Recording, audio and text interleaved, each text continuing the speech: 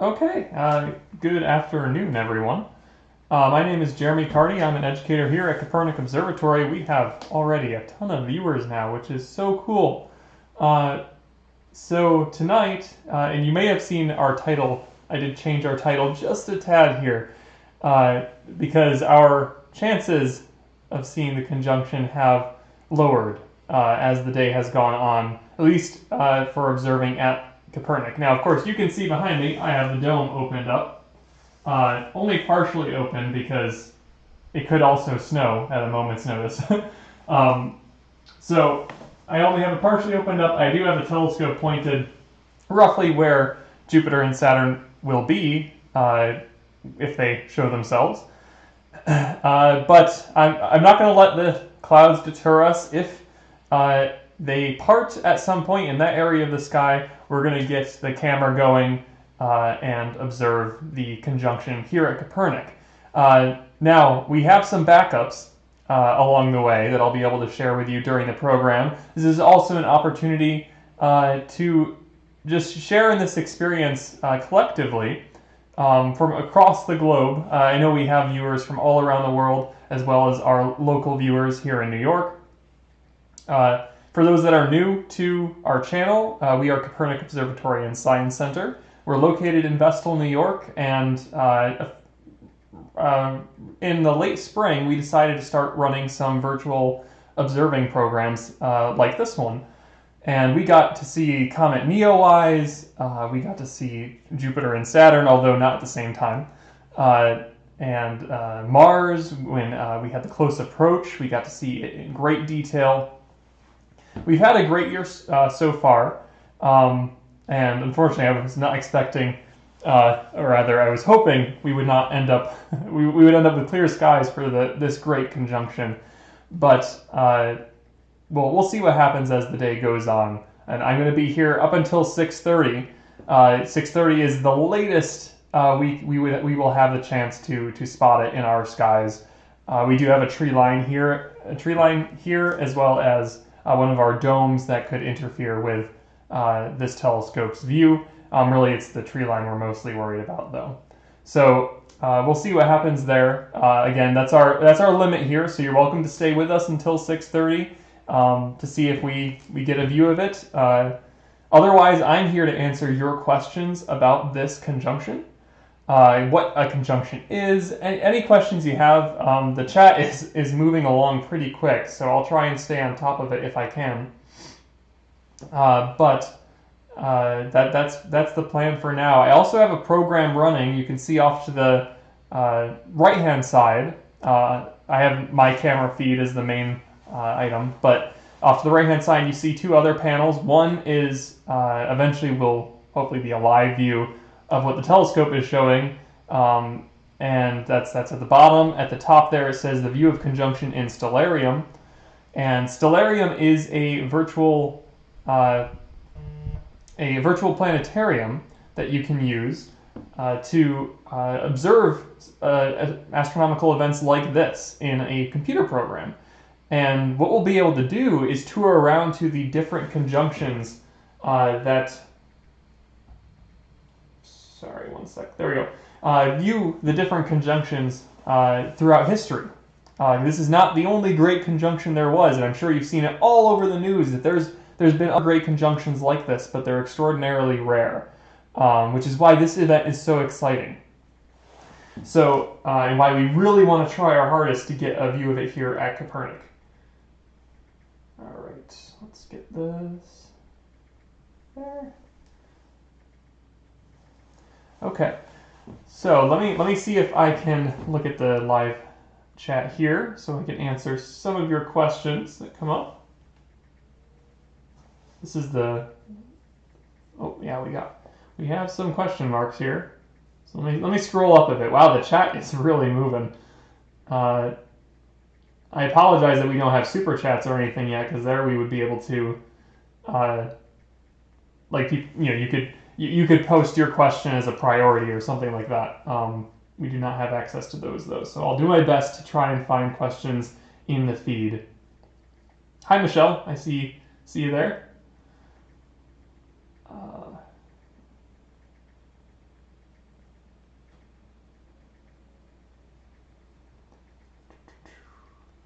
Yeah, one of the things I was somewhat hoping to try today, I see some comments about one, the cloudy skies, and two, it's still bright out. We're just past sunset. One of the things I was hoping to do is observe this event in the daytime if the skies allowed it. Now, unfortunately, it's been cloudy almost all day, and cloudy at least while Jupiter and Saturn have been in the sky.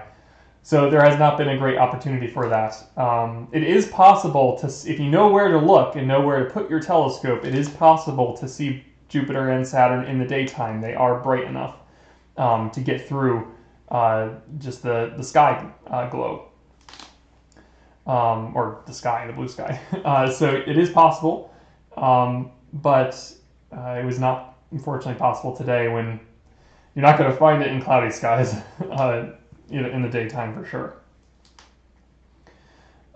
So then that is an option. One thing I also want to... Oh, I have a question. Oh, where'd it go? The chat just updated.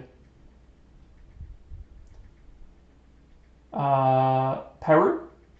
I have a question from Peru. It said, they say, what exactly is a conjunction? So, in the case of planets, a conjunction refers, or it can even be you can call it conjunction for stars even, I suppose, but usually it's referred to with planets and the moon. It's when you have these two objects appear to get really close to each other in the sky.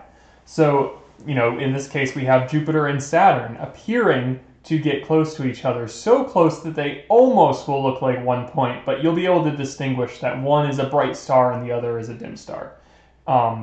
Unless you're not wearing your glasses, then it'll look like just one bright point of light.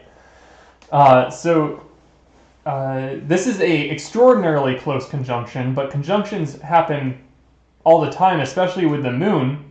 One of the reasons for that is because the plane of our solar system contains the main planets, the sun, including the Earth, and the moon. So they all fall along this orbital line, orbital plane.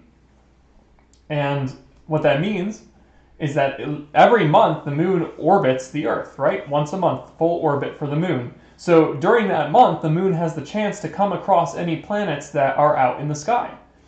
So the moon conjunctions happen very frequently. The conjunctions like this one with Jupiter and Saturn, that's less frequent because you have to worry about where the Earth is, where Saturn is, and where Jupiter is. And a conjunction like this will happen about once every 20 years. So it takes Jupiter 20 years to catch back up to Saturn. So every 20 years it has the chance to align with the Earth, and you get a conjunction where they're all lined up. Now, Jupiter and Saturn aren't actually close to each other. They are in terms of their usual relative space. They're planets right next to each other in that sense, in the orbit of the solar system. So, Saturn, or rather Jupiter, is the 5th planet. Saturn is the 6th planet. So in that sense, they're closer than Jupiter is from Neptune.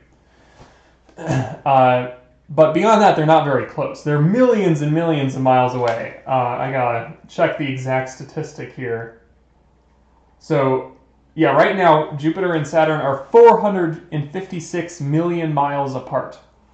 So they're still incredibly distant, but in the sky, they look super close because we're lined up effectively with, our orbits are lined up effectively in the solar system. So, one thing you'll notice is that you'll see when you observe this event, you'll see Saturn is dimmer, significantly dimmer than Jupiter because Saturn is further out. It's also a bit smaller than Jupiter, although it does have its rings. So collectively, you sort of get a similarly sized object.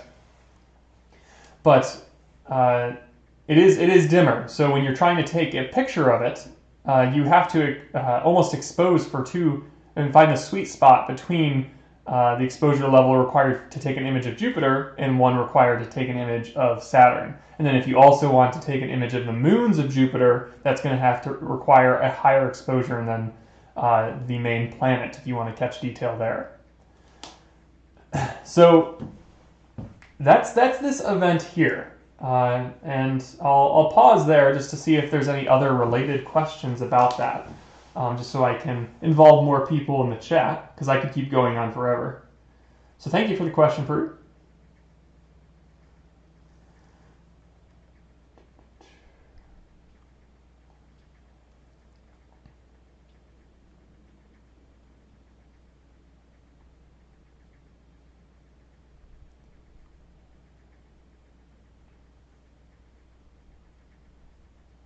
All right, so I have a question here from Melanie that says, when is this going to happen?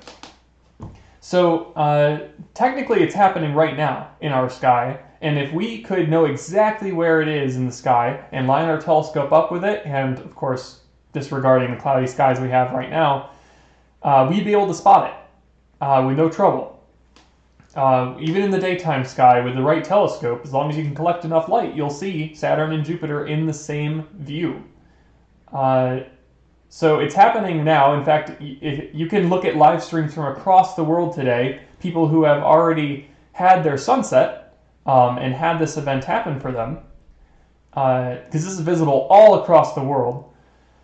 They were able to see Jupiter and Saturn in their telescopes and in one single view, even in binoculars or even a camera, or of course with just your eye, you can see how close they are.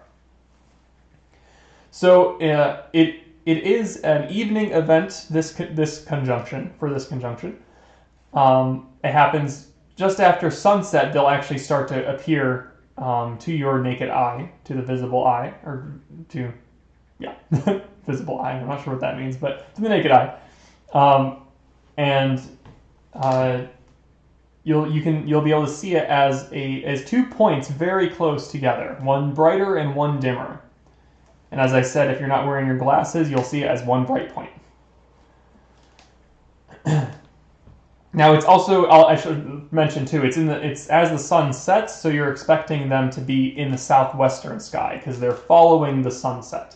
They're setting with the sun about an hour and a half after sunset. So for us, we have about until 6:30 to have our chance to see it here. And you'll notice I check every so often to make sure whether the skies are behaving or not. Right now it's just gray up there, which hopefully that changes a little bit. We'll see. I do have some pre-recorded footage, which I'll tell you the story about, that I can share with you from this conjunction a few days ago, because I want you to know that while like on the internet or on the news, you've seen that today is the day of the conjunction. But the thing about this is that they get so close together this time. There's actually a couple days before and after where you can see this event still. They're not going to be as close as today. Today they are 0.1 degrees apart, which is incredibly close. I have some people asking about where else they can find it streaming now, and I will share some resources with you shortly. So I'll make sure to get to that point. Also, if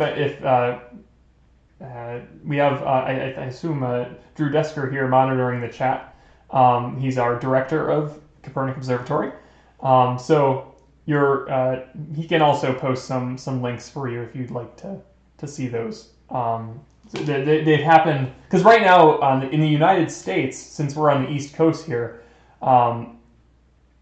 anywhere along the East Coast we're getting sunset. So our streams are just starting, but across the pond, the UK had their sunset a while ago, so they have already had their events. So you can go back and check those out. But anyways, I want you to know that you have more opportunities to observe this. There are plenty. And in the sense of if we have clear skies in the next couple of days, you have some opportunities there to check it out, or at the very least check out some more streams, because I know people will keep going. I might even try, if things look up in the next couple of days, I'll see if I can get another stream going. If it happens and it looks like there's definitive clear skies, I think it's worth it. In fact, I had thought I'd get a stream going on Friday. However, that did not pan out. If any of you have heard, or of course are local, you know we had a massive snowstorm in New York in the southern tier. Dropped 2 to 3 feet on us. Some places I think they almost approached 4 feet. So I think Newark Valley, they got about 44 inches or so. So that was fun, and I couldn't get out of. In fact, most people, of course, couldn't get out of their house. The roads took forever to clear off. We were trapped in our house for a good 3 days or so. So I couldn't get up to Kopernik to stream, but I did record some footage from that night that I will want to share with you from my telescope. What I did is I aimed it out of the window, and it just happened to be a west-facing window. I lucked out there, aimed it out the window. There was sort of a tree in the way, but I got some footage that I can share with you for that from Friday. All right, let me take a look and see if there's any more questions here. Yes, and it is southwest you want to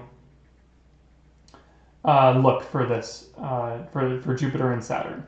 They're following the sun, so the sun rises in the east, it sets in the west, so you're going to want to look towards the southwest as these planets set. Okay. Let's see what we have. Any other? Mariah asks a great question. How many times has this happened in history? So, as I said, it happens, conjunctions in general, like for Jupiter and Saturn, they happen once every 20 years.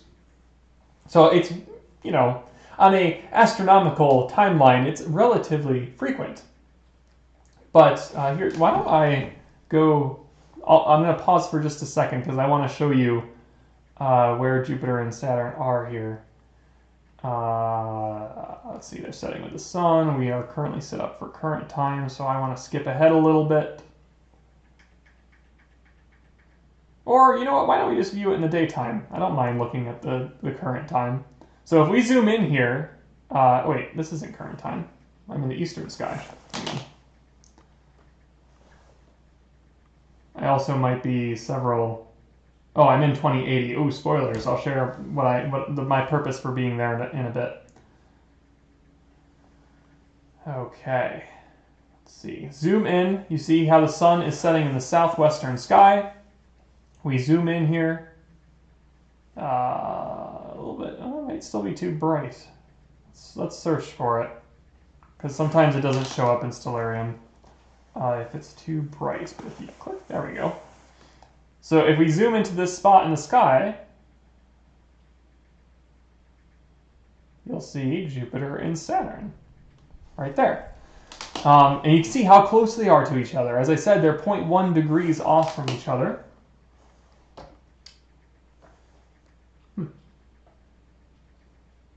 Why does this appear to be an hour off? It is past sunset. So why is it? Maybe I don't have daylight savings time on. Or rather off. Let's go an hour, because it should be 16. Yeah, that's 4 o'clock, 4:56. So yeah, we should be past sunset now. So now if we zoom out again, you'll see the sun is below the horizon. And in the southwestern sky, you have Jupiter and Saturn following it. So I'll leave it right there.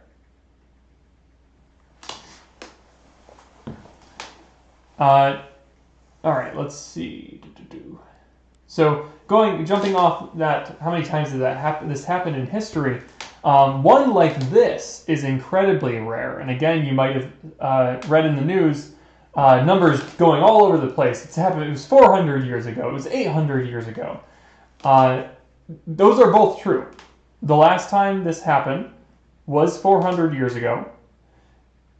And the time before that was 400 years ago. Wait, 800 years ago.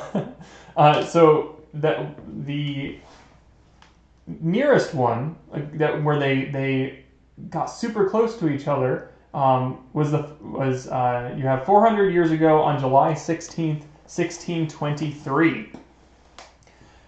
They got close to each other like this, but it was during the daytime, so astronomers at the time missed this event. They didn't get to see it. So it sort of went undocumented, and the only reason we really know about it is because we can backtrace using our model of the solar system. We can backtrack to that point and see that Saturn and Jupiter, it was a very close conjunction back then. So that was 397 years ago in 1623. The time before that, again, a very close conjunction around the same distance from each other in the sky, about 0.1 degrees apart, a tenth of a degree.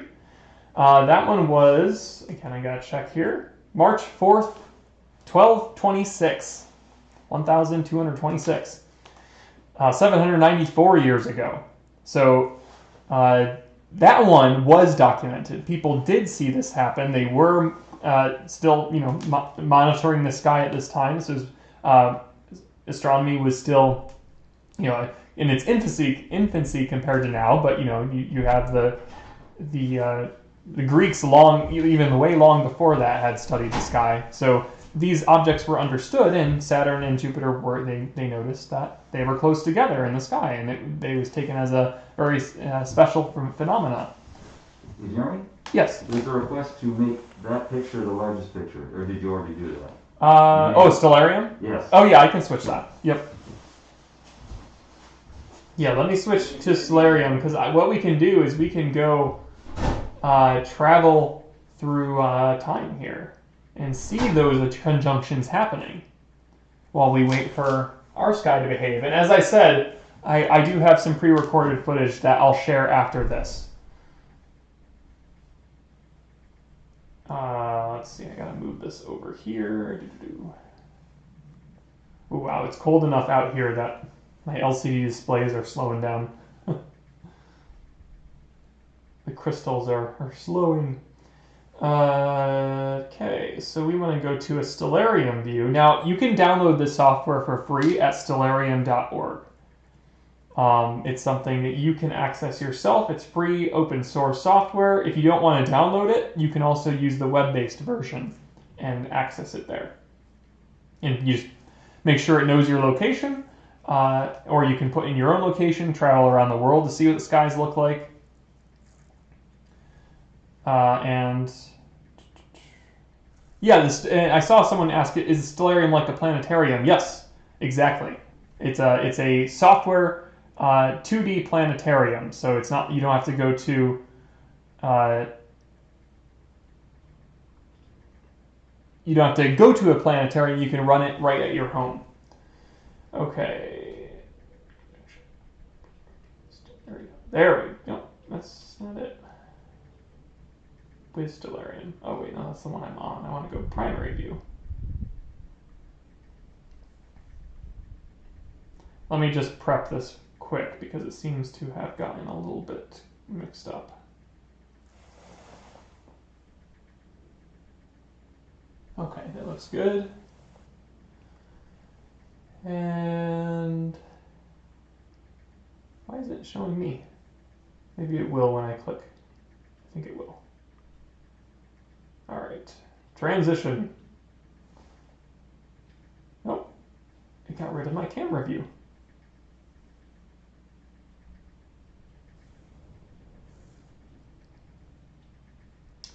One second, everyone.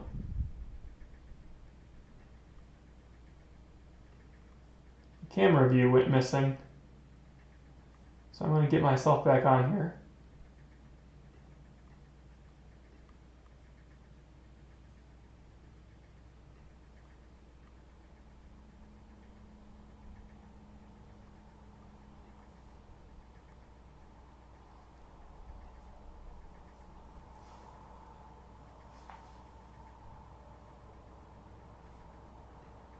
There we go. I'm back. Hello.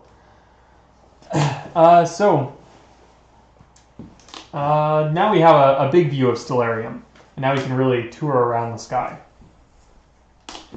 So again, stellarium.org. You can see the name Stellarium up in the title there.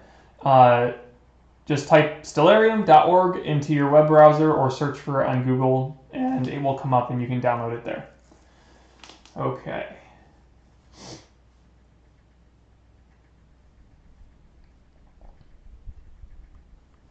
All right, so let's tour around here. Again, we are in the modern view. We're in the present day view and what this current conjunction looks like. So we can zoom in here, pan around.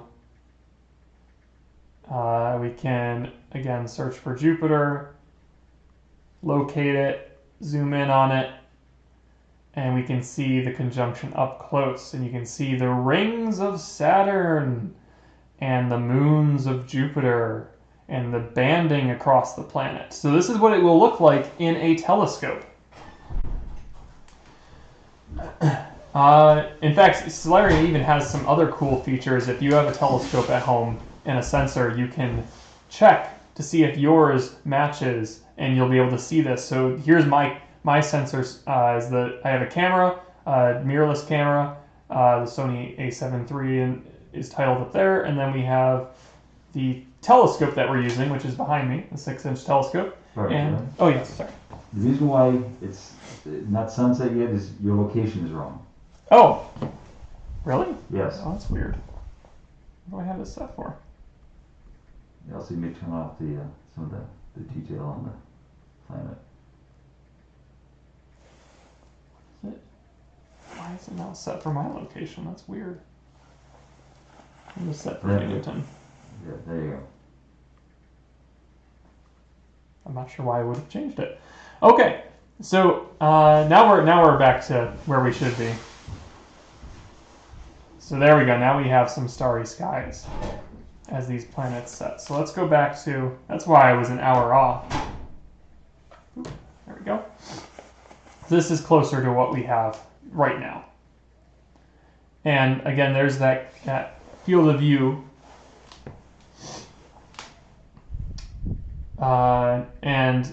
That's what my camera will see if I use the mirrorless. I also have another option of using the what is it? The ZWO. It's a ZWO one-shot color. We can use that to zoom in even further if we have the chance. We've done that with our other planetary programs. So, but in this field of view, we could zoom in a little bit, and we would see the rings of Saturn and the moons of Jupiter. And you could even see the moon of Saturn over here. You definitely see Titan at the very least, if not these other ones, if you have good skies. All right, cool. So we'll zoom out here. Now what I want to do, you can see the moon and Mars are out as well. The Mars is cool because it's still pretty close to us. Moving away, we're moving away from Mars, so it's getting further out.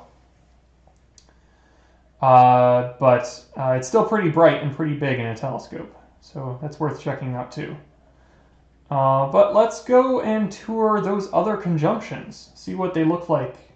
We'll observe the one that humans weren't able to because they just didn't know about it, and they didn't have equipment capable of really seeing those objects in the daytime sky. So this was the one almost 400 years ago, 397, July 16th, 1623. So we got to go to July 1st, and we'll go 16, and we'll go 2023. So you can see we're in the daytime sky right now. Let me make sure. Yeah, that's fine. All right. Let's see how close those guys are to the sun.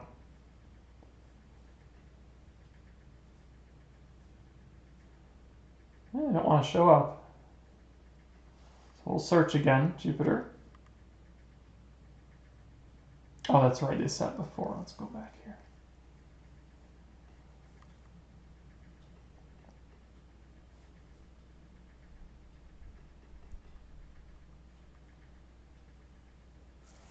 Oh, I'm in 2023. Why didn't it switch to, sorry, 16? I knew something was wrong. 16, 20. Why is it keeping that too? There we go. Ah, there, much better. So you see how close Jupiter is to the sun? Let's see if I can get rid of this gobbledygook. Get rid of that. You're learning about some Stellarium features here, like you can get rid of details. Markings, no. Solar system. I want them there, but I don't want details. I seem to have forgotten how to do that. Yeah, that's fine. Okay, zooming in here, we have Jupiter and Saturn, a similar view to what we had before. In fact, we can use our camera for reference. Now, Saturn's going to be a little bit off just because the way the sensor is angled based on how the telescope would be angled. But that's what we have in the viewfinder. So we have Jupiter and Saturn showing up pretty close back in 1623. Again, not something humans were able to observe, but we know it happened. But there's no really major documentation about it from the time. It's only because we can model the solar system now, and our model is so precise that we can backtrack all those years and find out that that conjunction occurred. Now we have proof that this does work because we have other documented events happening from that time, and we can compare our model to those. But more than that, we know it's just mathematics in the end. So our solar system model is incredibly precise for this. Now let's go to the one that was 800 years ago, March 4th, 1226. 1226. Go to March and March 4th. Okay. Let's go forward in time because this one was a night event. Should be at least. 1226, March 4th. Oh no, morning event. Sorry, rising sky. Excuse me. So you would have to stay up or wake up early in the morning, but if you did, you'd be greeted with a fantastic conjunction back in the 1200s. So here is that conjunction in the morning sky. Again, very similar. There's our camera frame for reference. If we could time travel, go back to 1226 with our Sony mirrorless camera and a telescope, this would be our field of view here. And you'd see, again, Jupiter and its moons here, and Saturn down there. So these were the last conjunctions that were like this one, where you could get them both in the same field of view. And you can see just how tiny that field of view is. It's just this tiny little box in the sky, and that's where those objects fit in at about 0.1 degrees across, or a tenth of a degree. So there was one 400 years ago, there was one 800 years ago, but those are the closest. Now, what about the future? I think I saw some people asking about the future. When is the next one? Well, the cool part about that is not too far relatively. Some of us alive today will have an opportunity to observe this event. Like, I'll be 85 years old. If I'm able to see it, that's how old I'll be. And that means it would be 2080, which, let's see, March 15th, 2080 is the next great conjunction of Jupiter and Saturn. So really, it's not too bad, considering. Let me get rid of this. Turn that off. Okay, yes, we're going to zoom in there again, I guess. It's not too bad. Come on. Click away. There we go. So it's reasonable that some of us will be able to see this event happen again in the future. Now, let's go check that one out. We can prove that that one's going to happen as well. We're going to jump to 2080. Look at it. We're flying through the millennia here. And March, and it's funny that this one's pretty close to the 1226 one, March 15th, 2080. Okay, and let's see where it is. Is this another setting? Nope, must be another rising. Yep, it's another rising. There it is. So actually, it's very similar to the 1226 one, where you have to wake up early. Again, this is March 15th, 2080. Wake up early, and you'll get to see, once again, Jupiter and Saturn in the same field of view, about 1/10 of a degree across once again.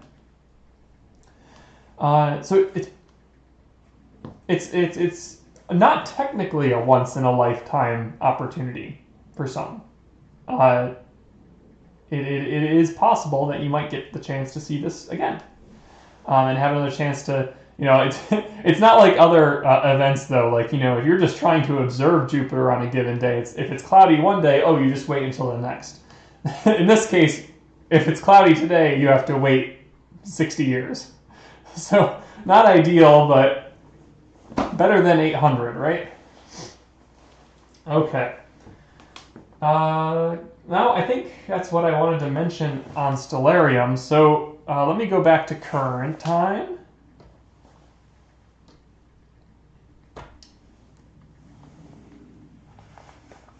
And we can line this up here.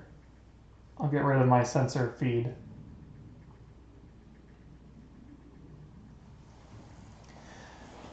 And there's our conjunction, today's conjunction. And let me take a look at some of if we have any questions that I missed. I'm sure I missed quite a few.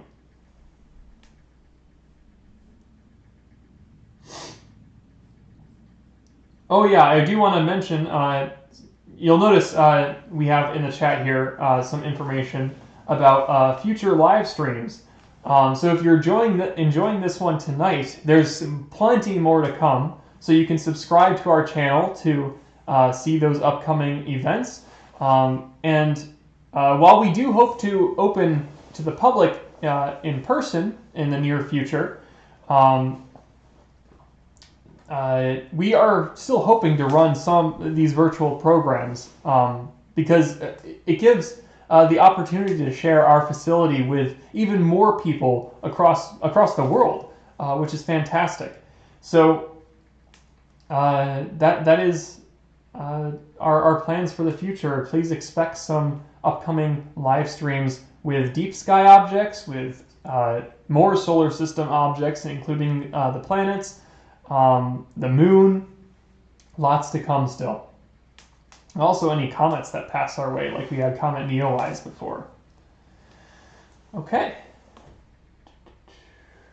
I'm going to zoom out here. Maybe what we'll do is we'll get a main field of view there, yeah, in the southwest. Yeah, it looks good. So that gives us an idea of where they are and how much time we have left. Let's see, I'm going to take a quick peek up the ladder here before I return to the chat. And then I think we'll switch over to the pre-recorded footage I made. Yeah, still pretty cloudy at the moment.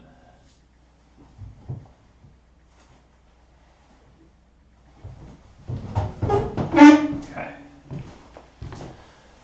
So let me answer a few more questions in chat, and again, if let us know in the chat too if you are seeing it.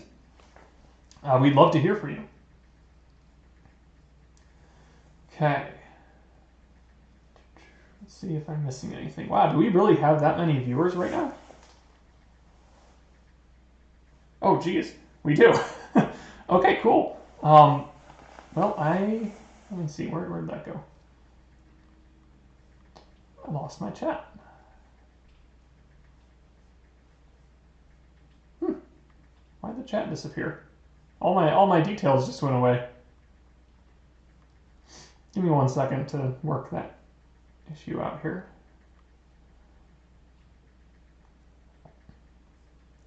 So, as I said, I have some pre-recorded footage that I'm going to play from Friday night. I'm hoping to get that, so at least you'll get a sense of oh, there's my chat. I don't know, for some reason the web page just died on me. So now we're running again. Now I can see you guys. Okay. What do we have here? Any other questions that I missed?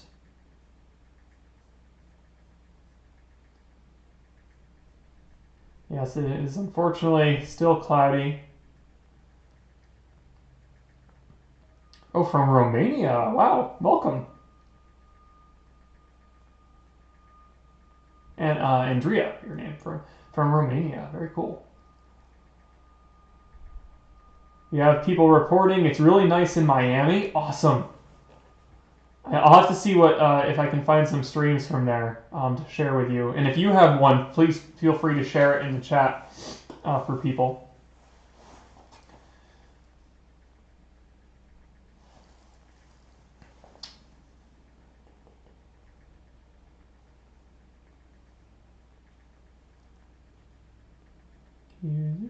Oh, you want to see what it looks like up close? I'm seeing a lot of asking for zooms. So let's zoom back into Stellarium here so we can see them up close again. So again, if you're looking for it, it'll be in the southwestern sky. Now, in your area, if you're in the western United States, for instance, you might not be seeing it yet because you still have the sun up. Well, our sun just set, so you're still waiting on sunset. So you got to give it a little bit more time, and about a half hour after sunset, you'll spot the two planets.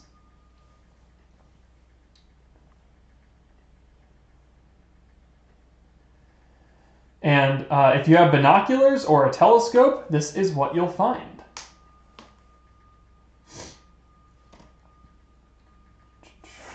Let's see here if I can get this to...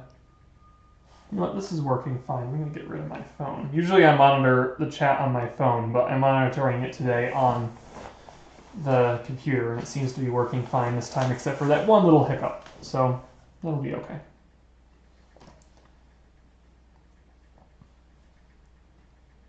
There we go. No, it's still can't get rid of that text for some reason.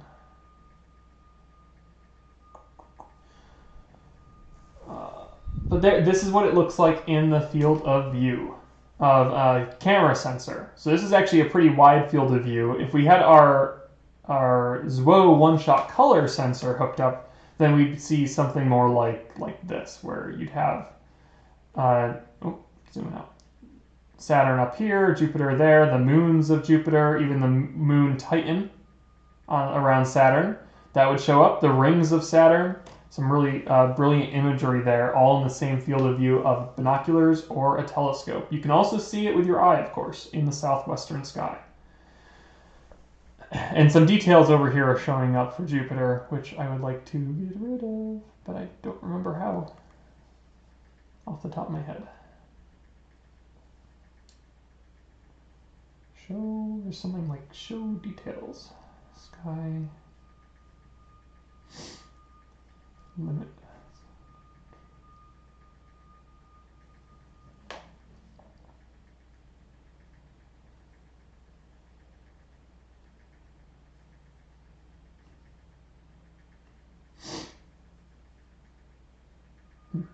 Well, that's fine. You get some extra details for the view. It's actually kind of interesting information about the magnitude. Jupiter, for instance, is a negative 1.97, and Saturn is a 0.63. More positive numbers are dimmer compared to a low negative numbers. Do you remember how to do it? Yeah. Go to here, and information, and none. Oh, I was in the wrong settings. Or maybe. short. That's good. Perfect. Thank you. All right. Hello, world. All right. Now we don't have so much gobbledygook off to the side. This is a little bit more where we can still see the magnitude, which is really what we want to know about the object. Okay. So, what else do we have? We'll spend another couple minutes on Stellarium, and I'll look through your questions, and then we'll switch over to the pre-recorded view, and I'll make some comments about that. Yes, that was our director, Drew Desker. He's also monitoring the chat for you. So feel free to ask some questions there, and he might get to you, or he might point out some as time goes on.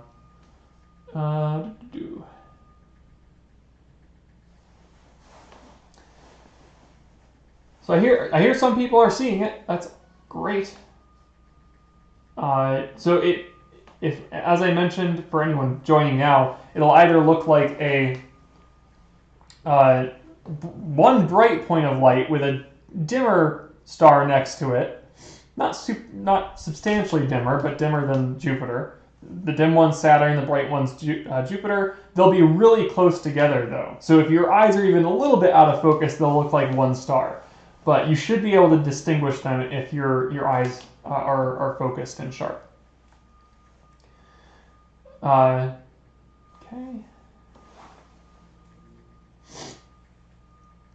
I think, it depends. I see Raven Harris is asking, when is it happening? And it's happening in our area here in Vestal, New York, right now. So it's happening in the East Coast, but that's not the case for everyone. If you're in the Western United States, you have to wait for sunset still, and about half hour after sunset, you'll see it in the southwestern sky. So this is the field of view. This is what we expect for Jupiter and Saturn tonight. This is not a live image. This is a software-based image because we are waiting for our skies to clear if they ever do. So there is a box there for when I can hook up the camera and switch on over. But we have someone reporting in, Diane from Boston, saying it's too cloudy to see anything there. Yeah, I think so much of the Northeast is just clouded over. It's too bad.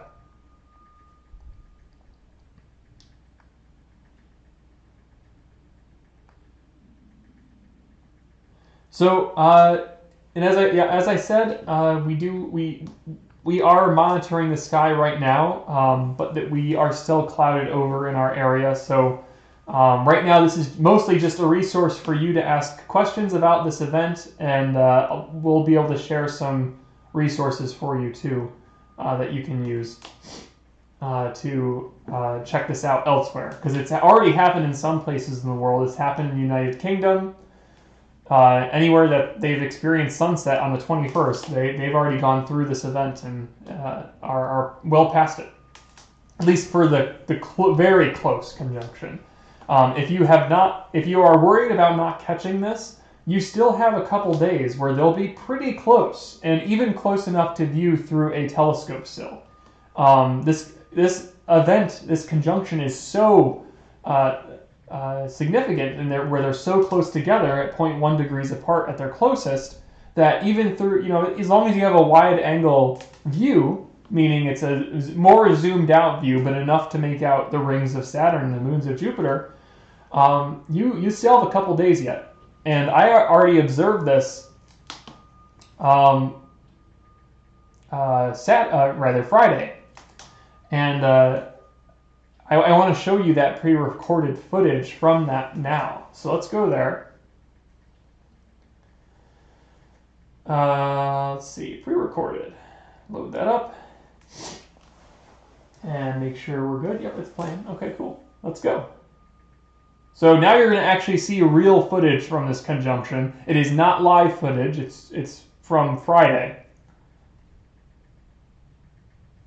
Make sure that's showing. So now the big screen should be showing, yep, the footage from the event. Let's do this.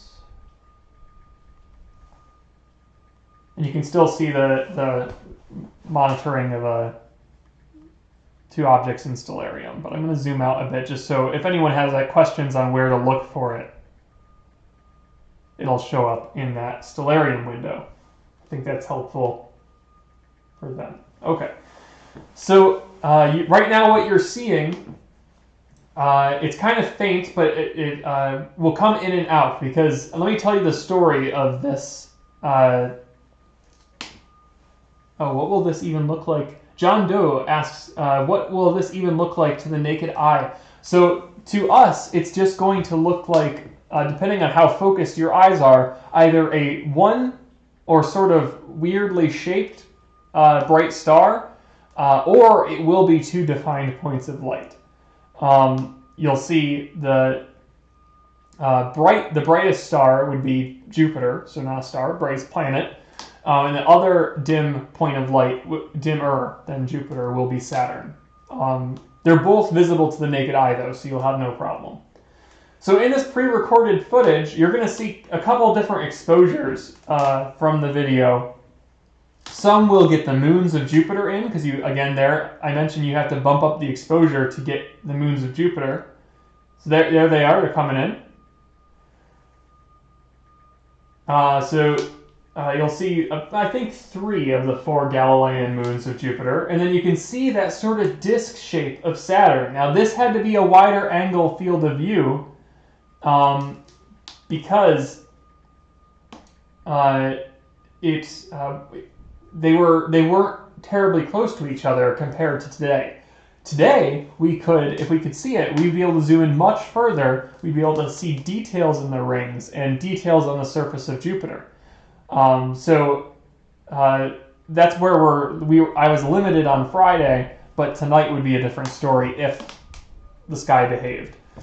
Let me turn again, I'm going to check. I'll continue my story in a moment, but the important thing here is that I keep checking the sky to make sure nothing has changed, or if it has, to get the scope trained on them. I turned the white lights off for a moment so I could see the sky more clearly. Still cloudy at the moment. Again, I mentioned we have until 6:30 or so. At the very latest, it's 6:30, probably more like 6:15, where we'll have the chance to see this. After that point, it has set below our tree line, so we won't be able to get it regardless of how the sky acts. So again, this field of view here, I can't zoom in much more than that. That's at that point, it would sort of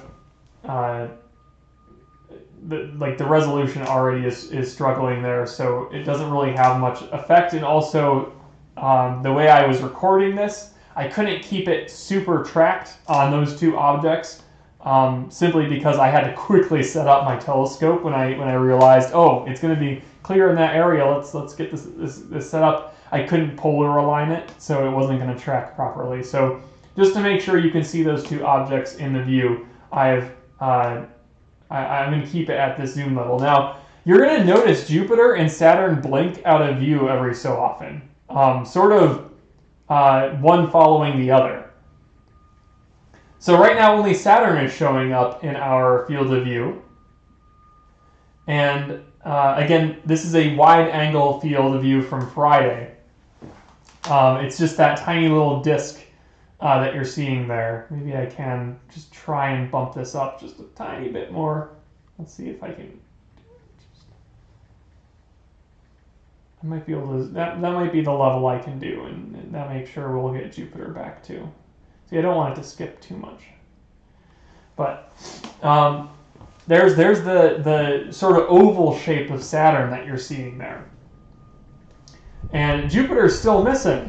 Why is Jupiter missing? Well, Jupiter's missing because it was behind a tree branch. And I was fighting trees during this time as I was trying to image these 2. So it takes a while for Jupiter to return. There it is, pops back into view just as it moves past that tree branch. As the Earth rotates and Jupiter appears to move, you see both of them brighten up there. Now, because one is following the other, you'd expect that one of the other ones will blink away as another tree branch interferes with the image. And that was the case. Now you see there again on Jupiter, you see oh no, there are 4 there. I was adjusting the exposure so you could see the moons of Jupiter. And you see Saturn just disappeared because a branch was in front of it at that point, so it disappeared as well. So there's the field of view adjusted to Jupiter, since that was the focus at that moment. I was really fighting it there, that tree. I think towards the end of this clip, it gets a little bit better because we were past the tree branch, so you could see more of Jupiter and Saturn throughout. But the distinct imagery here in this case is either of course, the two objects themselves, Jupiter and Saturn, one being oval-shaped because of the rings, the other with those Galilean moons showing up.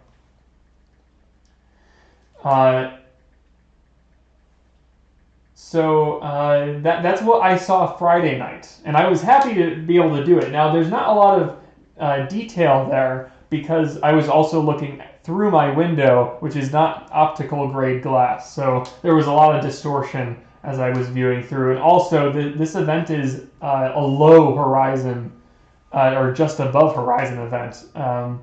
So because it's only like at its highest, when we're able to see it with our eye, it's like 15 degrees up, and from there it just keeps going down.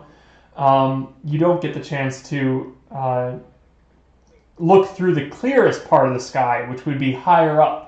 So planets throughout the year can get 40, 50 degrees up in the sky, and you're looking through less of the atmosphere there. When you're looking at it towards the horizon, you're looking through a lot more of the atmosphere, which negatively impacts your viewing of these objects. So I was both dealing with not optical glass. I was looking, and I couldn't open the window either. Just the window didn't open. And I was dealing with the low horizon aspect. So altogether, that amounted to some blurry imagery that day. But either way, I was happy to see them within that same field of view. If I don't get to see it in 2080. I'm happy I got to see it this time. And I'm glad I'm sharing. I had the chance to share that footage with you as well. So,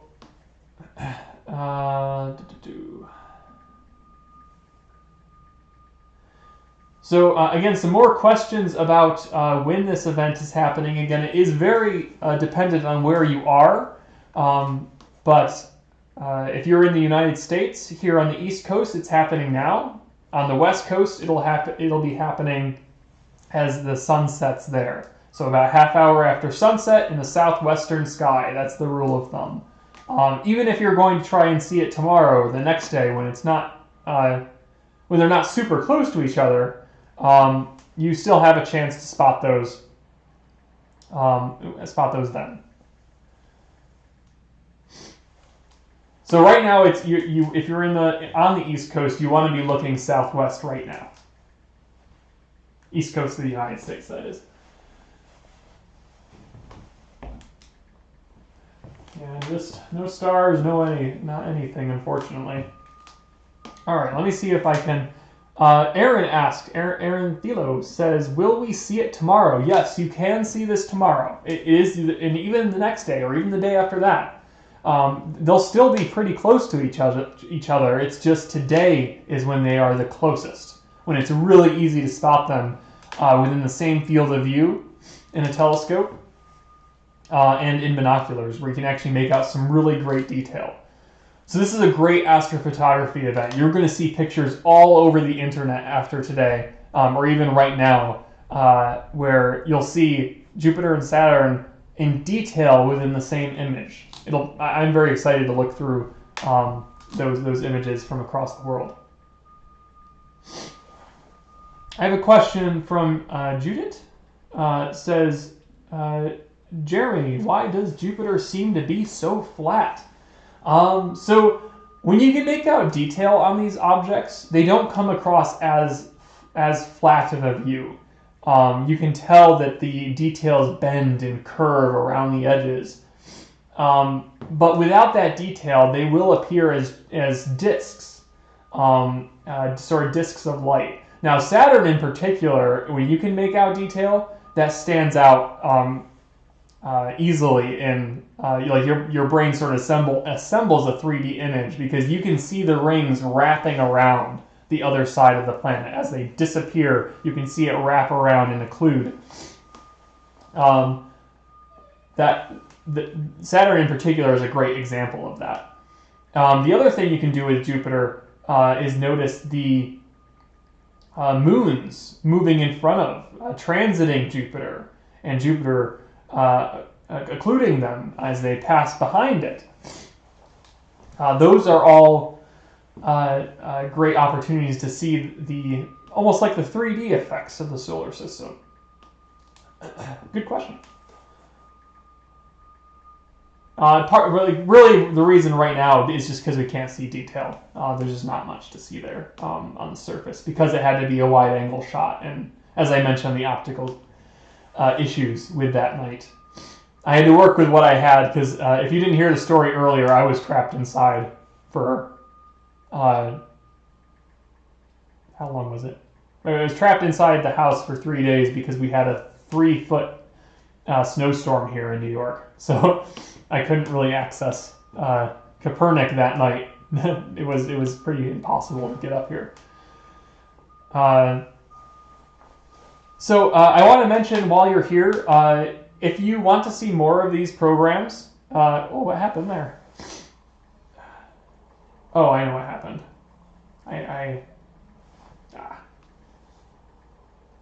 Yeah, I forgot. That was why. Let me send this to the back here. That layer is not where I want it to be. There we go. Sorry about that. I was occluding the other images there. So, what else did I want to say? Oh, yes. So if you are brand new to the channel, please consider subscribing to us. We are going to have way more programs like this in the near future. And ones we don't have to worry about too much. If we can't see it one day, we'll get the chance to see it the next. This one's just very... there's some truth to that for this one, in that you can see... I was able to see this Friday. You know, a few days after today, we'll still be able to see them close to each other and maybe get them in a wide field of view in a telescope. And if that happens, I'm definitely going to make the effort to stream that. Otherwise, the next conjunction like this for Jupiter and Saturn isn't for 60 years on March 15th of 2080, which is better than the last one, which was 400 years ago, but still quite a ways. So there's other events that we'll be able to check out that are more frequent, or other objects we'll be able to see that are more common. One thing I really want to do is a stream dedicated to the Orion Nebula. We'll do a deep sky stream like that. We have our deep sky camera systems running on the, we got to work on the 14 and we can do it on the 6-inch. So please look out for those and subscribe to our channel if you'd like to see more programs like that. If you also want to support Kopernik and support these live streams and also our other programs like our Friday night programs that we're going to have more of, starting soon. We're hoping to have 3 programs per month at the very least. Please consider donating to us if you're in a position to do so. There is a PayPal donation link in the video description, along with our social media, where we post astrophotography pictures on our Facebook and Twitter. In fact, one of the things I like to do is after a night's stream, like if we imaged Mars one night, the image data I collected from Mars, I'll process and end up with a final detailed image of the planet, and we'll share that on Facebook. So you can sort of follow us in that way. And if we see something really extraordinary, we'll make a video about it and post it on YouTube as well. So those are all upcoming things that you can check out, and we hope to see you in our upcoming programs. And we'll definitely keep looking for ways where we can interact more with you through the chat. Today is a rare case where the chat is just, there's so many people participating, and it's great to see. I'm so happy to have you all. It's just slightly hard to stay on top of it. So we'll look into ways if we can improve that in the future. But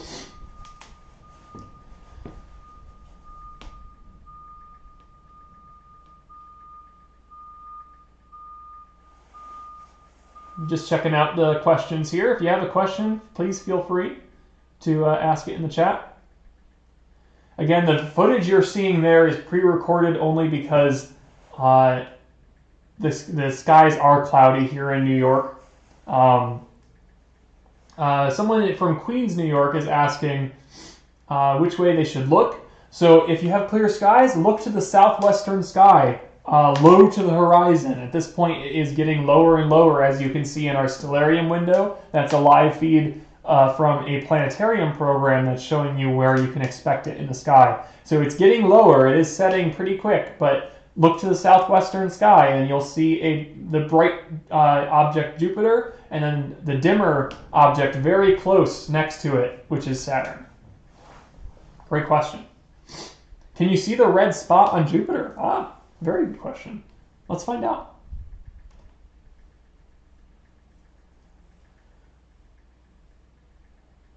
It looks like, yeah, it looks like it is visible. Now, in the field of view on the pre-recorded footage, I just didn't have the optical conditions to image detail on Jupiter that evening. But throughout that playthrough, you can see the moons of Jupiter, which is another nice detail of that system, and the disk of Saturn. You're seeing Saturn as an oval shape because the rings are a part of that system, so you don't see it as a circular disk like Jupiter. You see it as an ovulecular disk. So look to the southwestern sky, and yeah, if you have a telescope and you have good conditions out, you might pick up the red spot. Now, if I'm correct, that's orbiting away, or rather rotating away. Yes, it is rotating away. So you're limited, no matter where you are, in the U.S. at least, those that still are waiting for this event to happen, like on the West Coast, that red spot might be rotated away because Jupiter's rotation, a Jupiter day, is only 9 hours, so it's a really rapid rotation. So again, that's where they are in our sky right now, in the southwest. If you'd like to download that program yourself and see what it looks like in your area, please go to stellarium.org. It's a free download, or if you don't want to download it, you can look at the web-based version. That works really well too. I think there's also an app for Stellarium, but there are some other free options, like there's a free version of Sky Guide, I think, and also of Star Walk.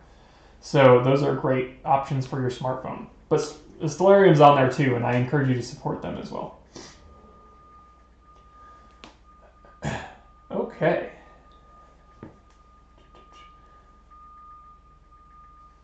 Let's see if there's any other questions. So I have someone asking how to look from India. So India will have already had their sunset. Right, yeah. They would have already had their sunset for the 21st.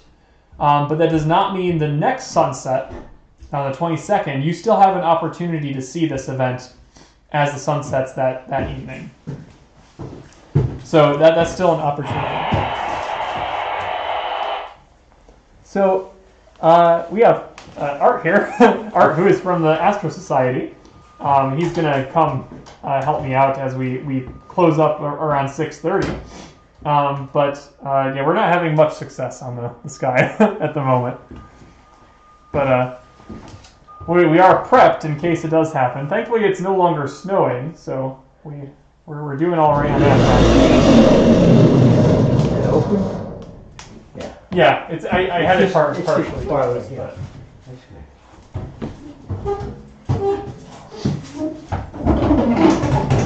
What else do we have here, question-wise?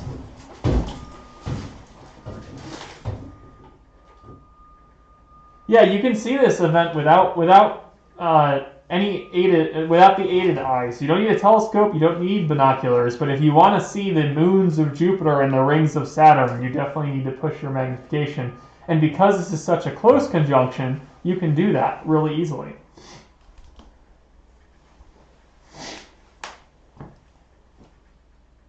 Let's see.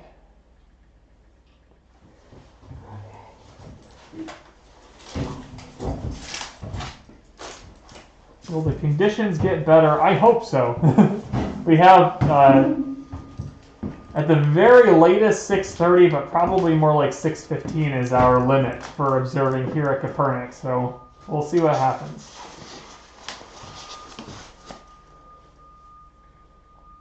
So I had someone asking, when can you see it in Sweden? So just after sunset, about a half hour after sunset, look to the southwestern sky. The Jupiter and Saturn will be following the sun as they set, and that's where you can spot those two objects.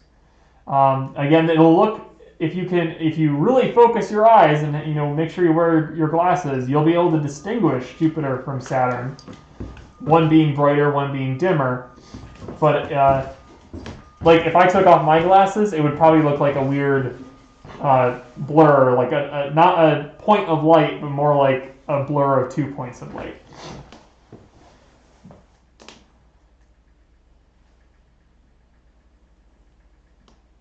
Oh wow, lots of questions about a variety of places, but my biggest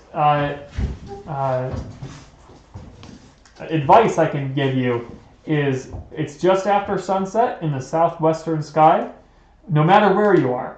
That's true for everywhere in the world that can see this, that can see these planets. And they won't be as close tomorrow, but they'll still be close. Yep. Yeah. So you do have more opportunities in the next couple days here. Like the footage that's showing right now is from December 18th that I recorded from my apartment window. So there is an opportunity there.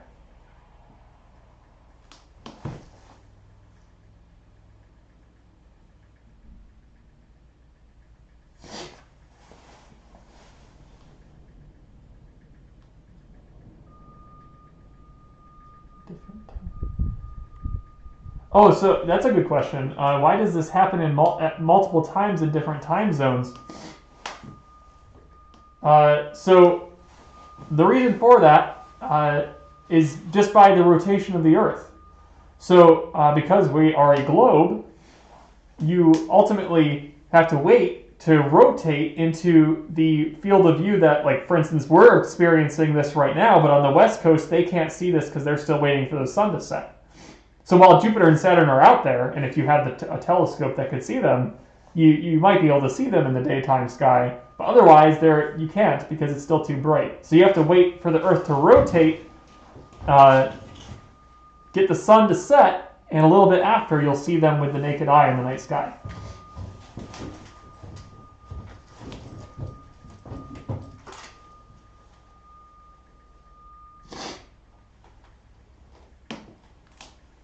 So yeah, if you're in our area, if you're on the East Coast, no matter where you are on the East Coast, in fact, right now is the time to view this.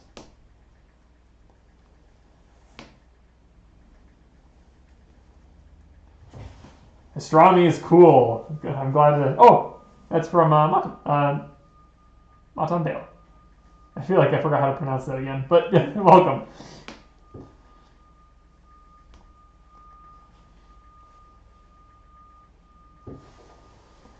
So again, there are still some opportunities to check this out if you don't have clear skies tonight. Maybe tomorrow or the next day. They won't be as close as they were tonight, but there's still some opportunities to check this out, and I encourage you to do so.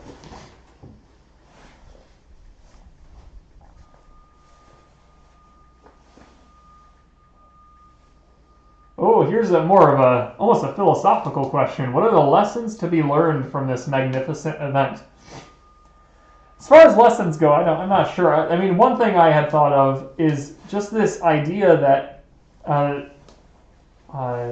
like the last conjunction was 400 years ago. The one before that was 800 years ago. This is such a rare event. The next one that will be close like this one will be in 60 years in 2080. It's such a rare event that the last documented observation of this was the one that was 800 years ago. It's so rare that it gives you some perspective on the astronomical time scale rather than the human one, and that this really is a once in a lifetime event, except for this exception here where.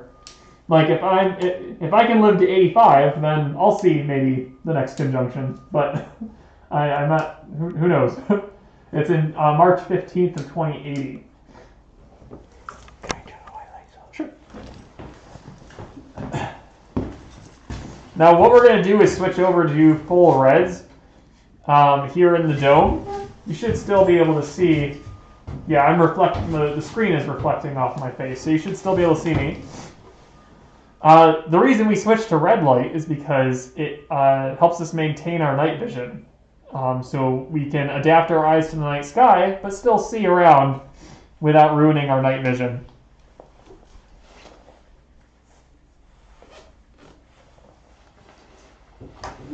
Still looks mostly like overcast. Yeah. Well, we'll keep our hopes up here still. We have half hour or so left at most.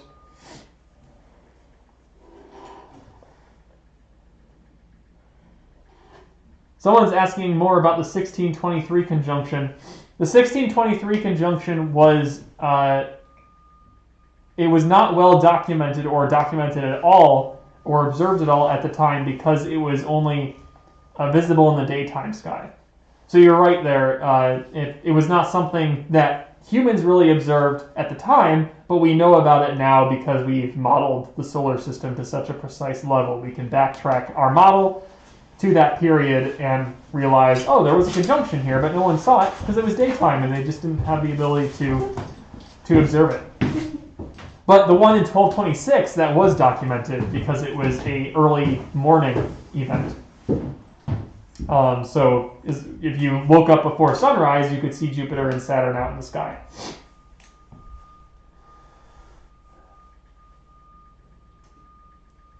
Here's another good one from Cameron. What is the scientific significance of this event?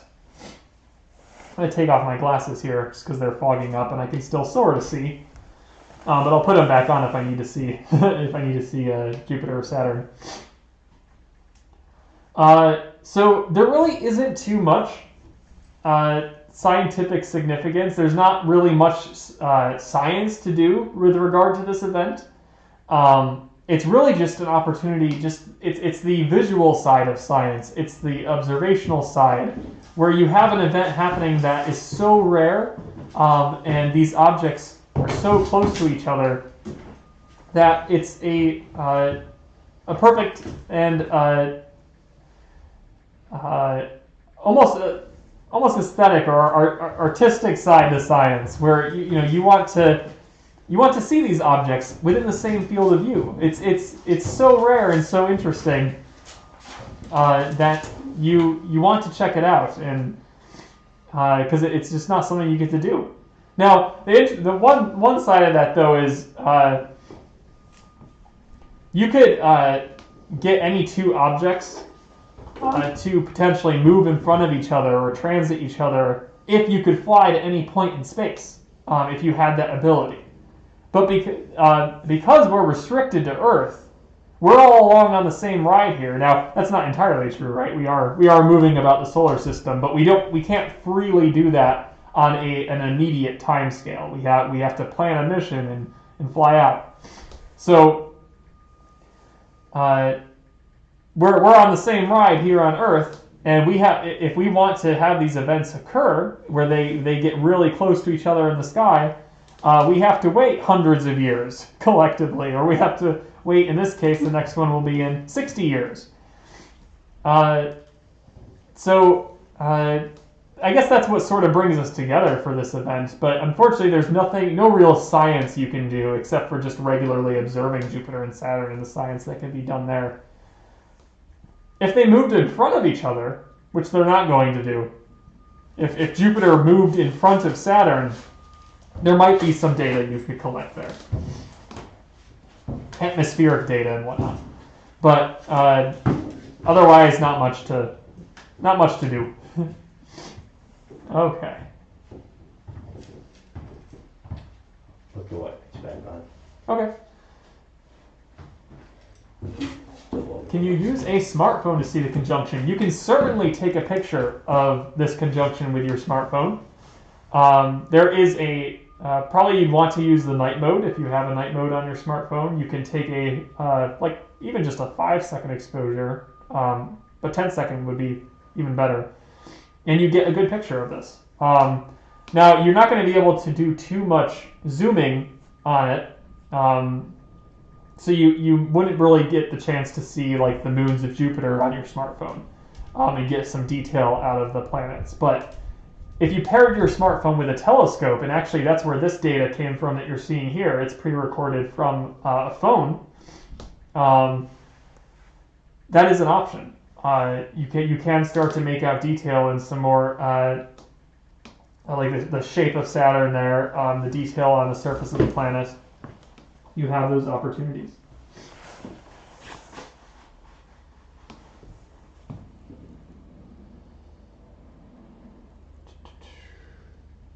Will it look like a giant star? It will. It won't really look like a giant star. As long as you can focus your eyes enough to it, and you wear your glasses, you should see it as its two defined points.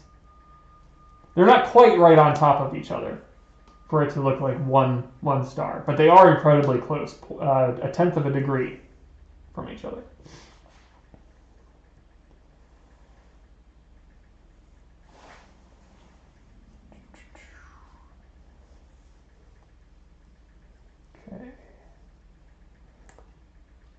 Yeah, the sky's all overcast. Oh, gee. Yeah, it doesn't. Our chances seem to just diminish as the day goes on. But we'll just stay open, answering questions, and Okay. okay. I'm gonna stay here until around 6:30, another half hour or so, and just in the off chance that things clear up.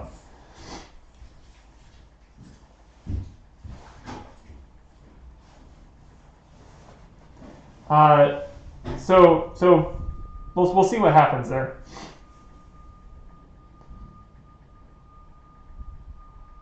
Oh, good, Brandy. I see Brandy is using Stellarium. Very nice. It is very useful. It is a very useful tool.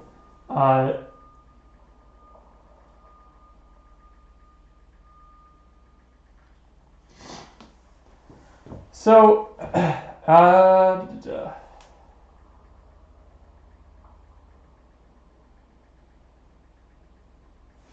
I don't think I missed anything there. Do we want to go back into Stellarium for a moment and check out? Maybe we will do that. Let's go back into Stellarium. Primary view. So again, Stellarium, you can access the software at stellarium.org, and you can use it to pinpoint exactly where you'd see it at your location. Here in New York, we have it setting in the southwestern sky. You can see it's getting nice and low. Now, our true horizon, Saturn and Jupiter are probably really close to it right now.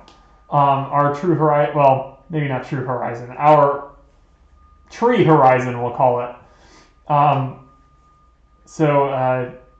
We have quite the tree line here, and that prevents us from seeing objects that, of course, set below it. So we don't have the ability to view this until it hits the horizon. We have to, once it hits our tree line, it's basically that's the finish line for us. So you can go to stellarium.org to download this if you want to see what yours looks like in your area. If we zoom in here, you can see just how close they are to each other. So this is how close they are. You have Saturn in the upper right there, Jupiter in the center. Jupiter has its 4 Galilean moons, and that's what you would see if you zoomed in. If you zoomed in on Jupiter, you would see 4 moons right in a line tonight. And if you zoomed in even further, you'd see the great red spot on the very right-hand side. Now that's going to keep rotating away, but that is a giant hurricane system on the surface of Jupiter, the largest gas giant in the solar system. So that's going to keep rotating away, and eventually it'll disappear, but it'll reappear in 9 hours. Or rather, no, to get to the other side and then reappear there, it would take 4.5 hours. Because Jupiter has a rotational period, or a day, of 9 hours, which is pretty cool. Very, very rapid rotation compared to even the Earth, which is 24 hours. Oh, and I want to remind everyone, too, we are going to keep having live streams like this one in the near future, including programs about the recent demise of the Arecibo Observatory in Puerto Rico, and the Gemini missions, as well as the Russian lunar program. So be on the lookout for those upcoming events, and we will also host more live streams like this, more observing live streams, including the one I have planned in my head right now is a stream about the Orion Nebula. Orion is a winter constellation here in the northern hemisphere.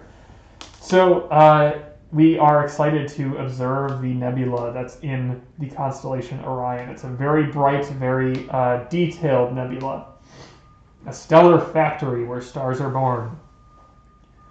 So feel free to subscribe to our channel for those future content updates. We'd love to have you, and we hope to see you there. Oh, it's someone's birthday. Happy birthday. It is an awesome. It's actually my aunt's birthday today too. So it's pretty cool. Usually, it's sort of cool already. Usually having your birthday on the winter solstice, but on top of that, you get to have a big, very rare celestial event. And it's also just in general sort of cool that this coincidentally falls on the winter solstice. That's not the case because the previous ones were March.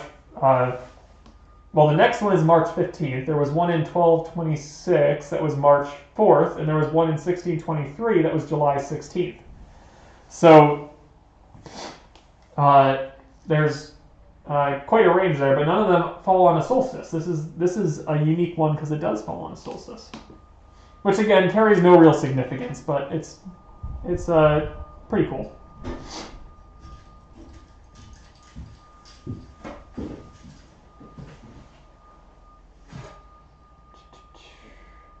Oh, it looks like someone might be also clouded out in Michigan. I'm sorry to hear that. Yeah, we're clouded out here as well. It's just not a great time of year in general, but just in particular this past week has been stormy, and like we had the 3 feet of snow. Some areas almost 4 feet of snow dropped on us. So it's been fun. What good weather.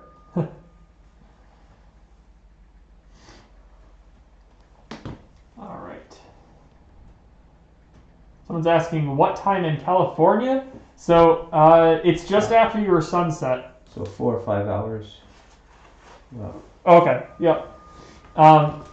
So yeah, like look to the southwestern sky. It'll be similar to us here, like you see in our view. If I zoom out here. Southwestern sky. It'll be higher up when your sun sets, but you'll be able to spot it there. In fact, let me go back in time here so you can see roughly what it would look like if we go back in time to when our sun was setting. It'll be higher up in the sky, almost due southwest. Okay. So Stellarium, a very powerful tool if you want to check this out yourself.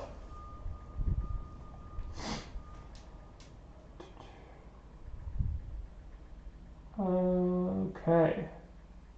Is this the only night we can see this? Tracy asks. No, you have more opportunities in the next couple days. They won't be as close tonight, but you'll be able to see Jupiter and Saturn as it's still technically a conjunction. Not the close conjunction, but they'll still be reasonably close to each other, and even close enough to make out in wider field of views like binoculars or a wide field telescope. Like if we go zoom in here, I should demonstrate this because I haven't shown this yet.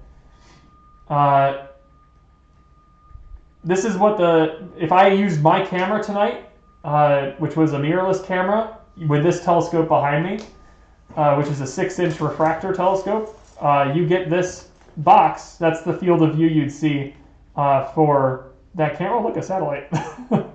Not a real, well, kind of real, simulated real.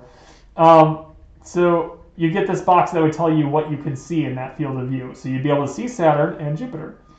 If I remove the what's called a Barlow lens, that's magnifying the field of view even more. Wow, lots of satellites. There we go, none. So then it's an even wider field of view. So if we travel through time, let's travel a day forward to the 22nd. Let's see how far Jupiter and Saturn are. You see, it didn't really move too much. So if you have clear skies expected tomorrow, try this tomorrow if it's cloudy today. And again, if we go to the 23rd, still within this wide field of view. 24th, 25th, still in there. So you'd still be able to make out some details. You'd be able to make out that Saturn has that ring system. And if you center it up between. Oh yeah, like that. Yep. You have even more time with it.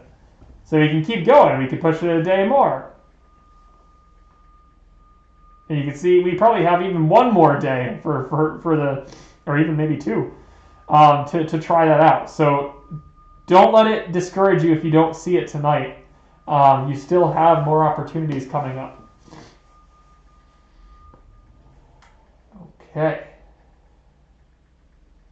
Yes, you can see it in South Carolina if you have clear skies. Look to the southwest. Anywhere in the United States, anywhere in the world, really, the planets are accessible to viewers. So it doesn't matter where you are, you just got to make sure you're looking in the right direction. And for specifics, you can download this program called Stellarium at stellarium.org, and that would help you narrow down exactly where to go. But my best advice, look to the southwestern sky just after sunset, about a half hour after sunset. And it'll be dark enough that you can see it with your naked eye, and you'll be able to image it with a telescope, or just look at it through a telescope with binoculars, get some detail. That's perfect for you. Oh, we have someone from Wisconsin. Yes, yep, same thing for Wisconsin.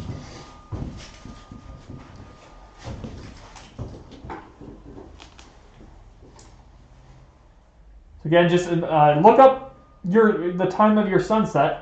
And that's the best tool you can use to find out. That's about half hour after sunset. All right. Oh, look how close it's getting for us. Although oh wait, no, hang on. I gotta go back to current time. Yeah, it's a little bit different. So there'll still be opportunities in the next few days, but don't let it pass you, because once they move. In about a week's time, they'll be far enough away that it'll start to be almost normal.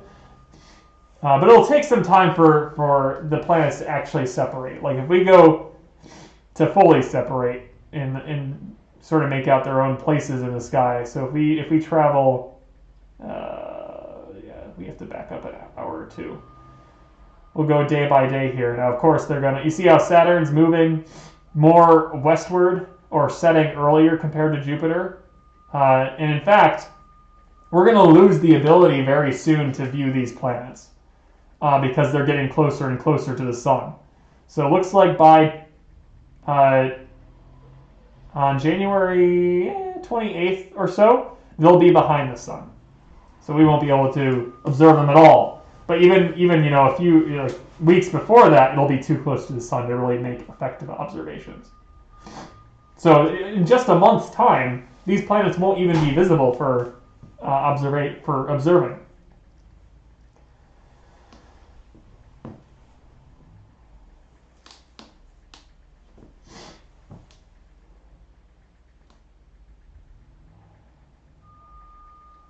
So yeah, they'll sort of, you could call it a double planet.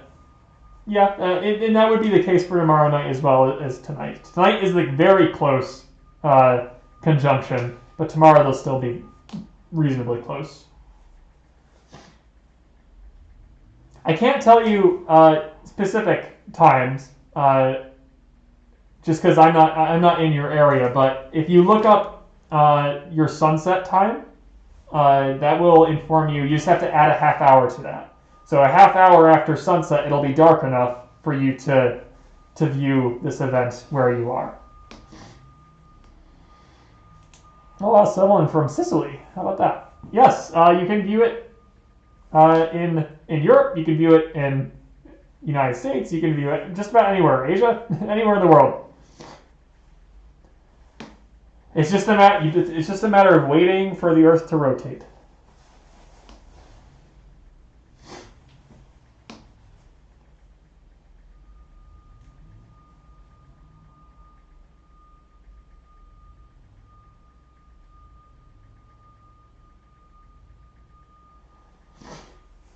It's not really very close to the moon.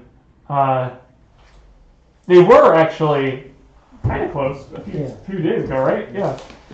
So if you caught it a few days ago, it was sort of a combination in early crescent, yeah. Oh yeah, okay.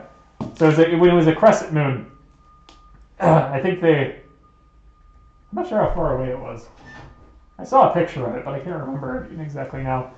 But there's some pictures online that you can check out regarding the almost like a triple conjunction, where you have the moon, not something where you can see them all on the same field of view in a telescope, but you could at least get a nice wide shot of them. So the end of your path is buried. Huh? The end of your cell phone path is buried. Oh, okay. Unless he opens up his truck. Actually, I'm going to just sort of jump in here briefly, just to say a quick hi. It's been great seeing all the comments and how many people have been plugged in. This has been an exciting time. We wish we really could have been able to show it to you live, but I think Jeremy's done a great job. Yeah. He actually has tap shoes on here, but he also with the footage that he took from Friday night. And again, if you like what we do here, please subscribe to our channel down down below. Also, as it turns out, the link, the donation link that's in the description is currently incorrect. We'll update that, but if you could help support us, that'd be great. We plan to do some additional live streams starting in January again. This actually will be underwritten by or supported by a local pediatric practice, Broome Pediatrics.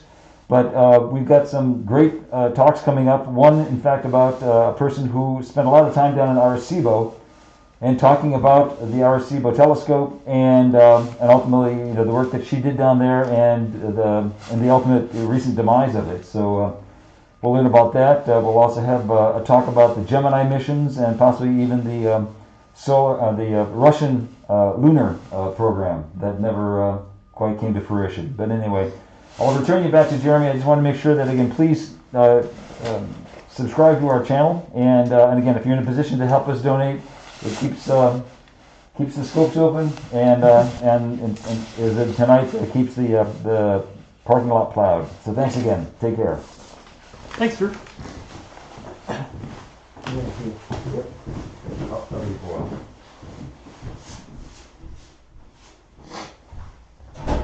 Okay.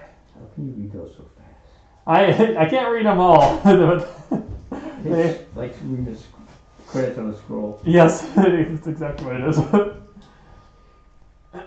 I try and catch what I can. Lots of thank yous. No, thank you for watching, everyone.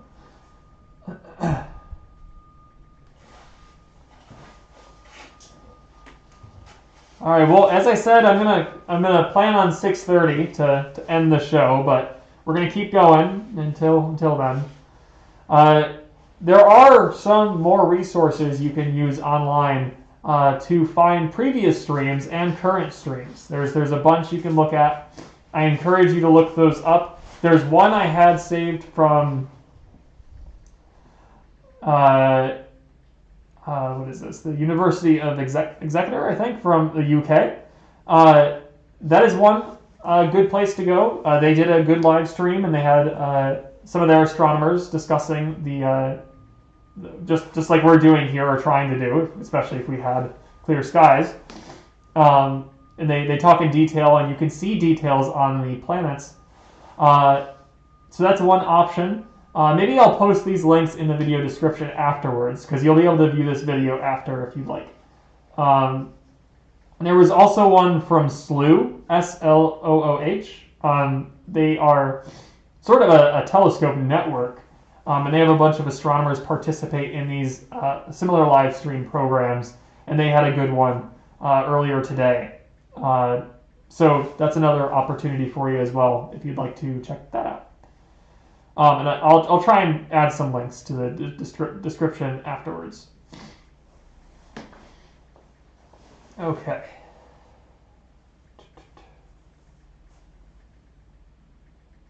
So, I was mentioning a resource that you could use in the United Kingdom. We are here at Kopernik Observatory in the New York, Vestal, New York.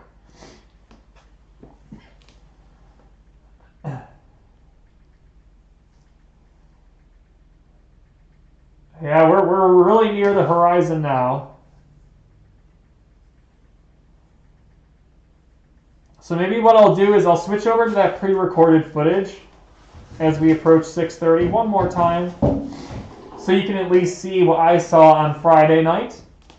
And again, that is proof that you can still see this event for the next few days.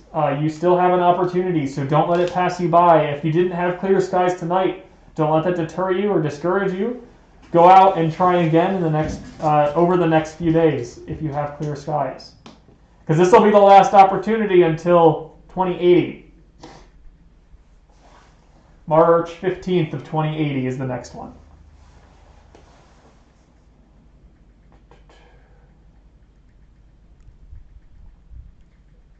Uh-oh. It's snowing. Oh, can you close the door, please?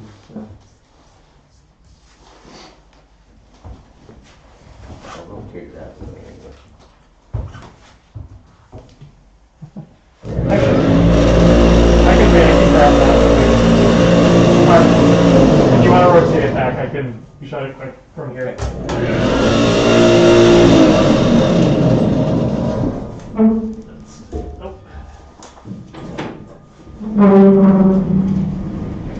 There we go. Thank you. Okay, we're closed up. We were getting snowed on for a moment there. So I guess that doesn't bode well for us at this point. That might have sealed the deal there. But I'm going to keep the pre-recorded footage running, as I'll still run another 10 minutes, so you can see that. And if you have any final questions, I'd be happy to hear from you.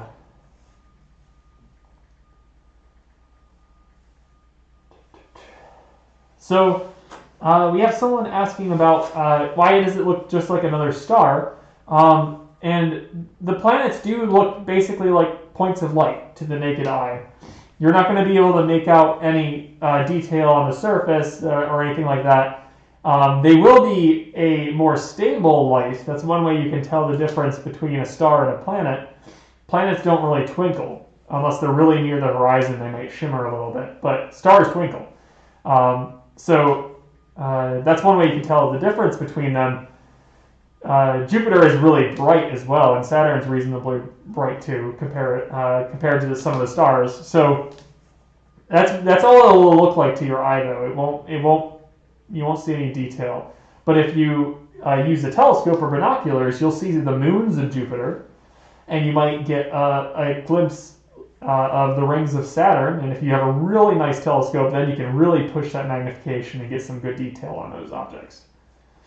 But otherwise, yes, these will just be two close points of light in the sky.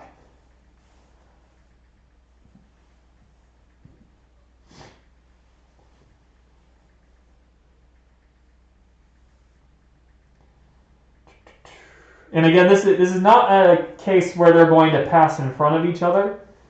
They are getting extremely close to each other, but they're not. Jupiter's not going to move in front of Saturn.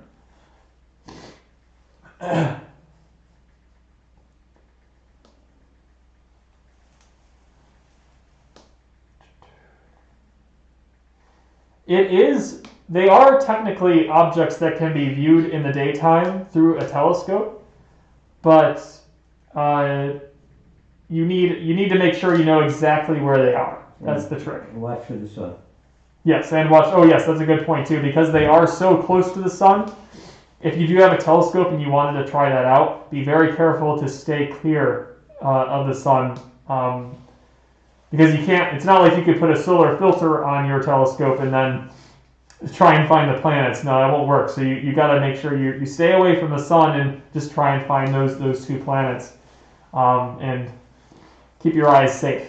Because if you catch a glimpse of the sun, you're going to damage your eyes. John Doe says, which planet is the brightest to the naked eye? That's a great question. And usually it's Venus. It would be Venus. Venus is very close, even when it's a crescent. Like I saw Venus when it was really close to the Earth. It was orbiting towards us, and it was a crescent. But even though it was just a thin crescent, it was incredibly bright because we're so close to it, and it's so close to the sun.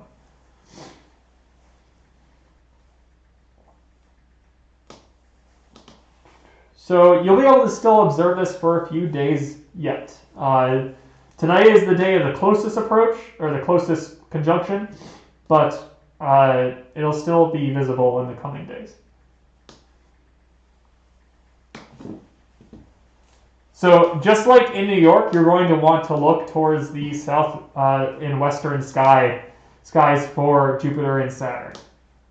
No matter where you are on the East Coast here, that's where it'll be. Just after sunset. In fact, anywhere on the East Coast, you're running out of time in general because they'll all set at a very similar time, and we're getting close to the horizon there, as you can see in our Stellarium view.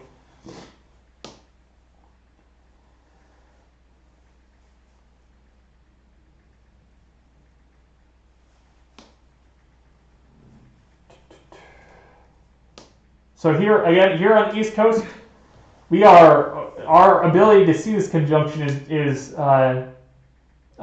wrapping up for today, but you'll be able to see it tomorrow, or have the chance to if you have clear skies tomorrow or the next day. So go out and check it out if you missed it today. It gets lower and lower, so the time is shorter and shorter. Oh, good. Yeah, that's a good point as well. So you will also be fighting the setting of these objects as the days go on. So get out there just after sunset and start looking as soon as you can.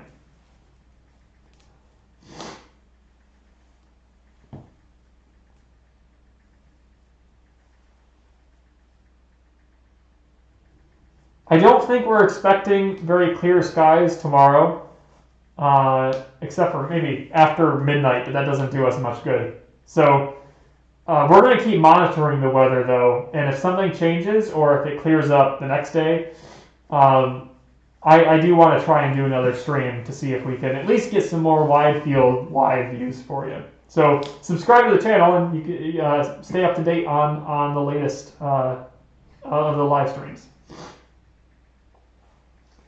So that's a good question. Yeah, I forgot to mention that for anyone just joining us. Saturn and Jupiter might appear to move or disappear and reappear. There's a couple different reasons for that. One, I might have knocked my telescope, and that's where you get a little bit vibration of the objects. Two, if it disappears, if one of those objects disappears, that's because I was looking through a tree, and like Jupiter just disappeared there. So it was being occluded by a tree branch, and eventually it moves past that, and you get to see Jupiter again. Then eventually Saturn moves into it, and you lose Saturn too. So I did that while I was trapped inside on Friday night due to the 3-footer of a winter storm we had here. At least I had a west-facing window to still use my telescope and get this video here.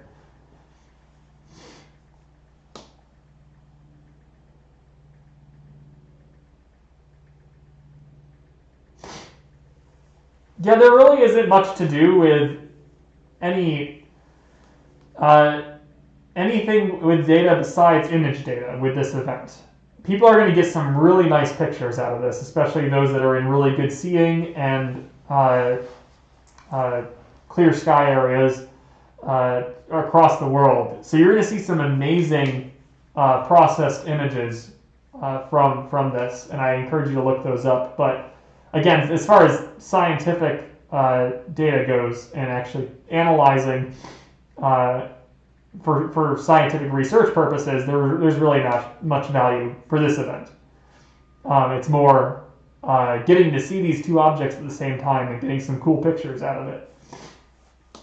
There's also the rarity side of it too. Yes, southwest. Look to the southwest. All right, if you have any final questions, please feel free to ask them. I'll try and get to what I can.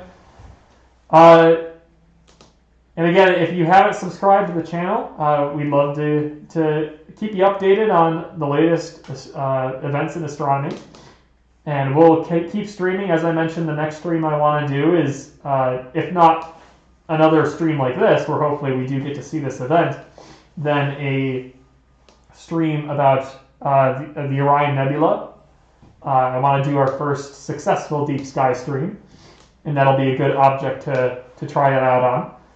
So the Orion Nebula is coming up, and we can always go back to Mars. Mars will still be up for a little bit. And it's still reasonably bright.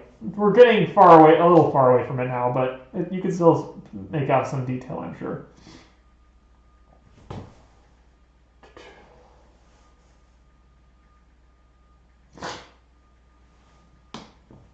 Okay. So early on in the video, I sort of structured this as a program, like where I was, informing you. And since then, I've been treating this as a Q&A for the most part. So feel free to go back and watch the beginning of this video for a more concise look into this conjunction. And that'll help inform you more about where you can look for it in the sky. Again, the best tool I can give you is this Stellarium program. If you go to stellarium.org, you can download it there or use the web-based version. If you have a Chromebook, for instance, that's good for that. It also works on mobile if you wanted to try that, but there's good apps out there too. Use Stellarium if you want to look at this event in a planetarium program and see when you can spot it in your particular area. We just posted in the comments section the web link for that website where you can go to download that. Okay, and that brings us to our conclusion for tonight's program. I want to thank you all for joining us tonight. It was a great and successful, at least for seeing so many people from across the world. Like, we still have 2,268 viewers. So thanks for joining us. We hope to see you again soon. Please subscribe to the channel, like the video if you enjoyed it, and happy holidays to everyone as well. Sorry it didn't work out for tonight, but we'll keep an eye out on the weather, and if something changes over the next couple days and it's looking like clear skies, we will definitely stream again. So thanks, and I'll run the outro here.